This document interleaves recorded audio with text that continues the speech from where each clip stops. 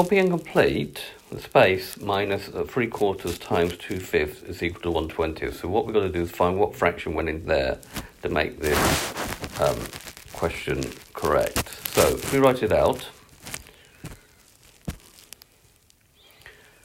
okay, because we've got times 2/5, so what we're going to do, we're going to work away from outside the bracket, then inside the bracket, and we're doing the opposite to each side. So opposite of multiplying is to divide. So writing that out again, so it's going to be 1/20 divided by 2/5. Now when we divide,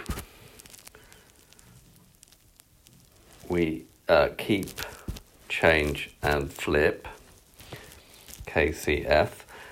We can cancel here, so we'll cancel. So 5 goes into 5 once and into 24 times.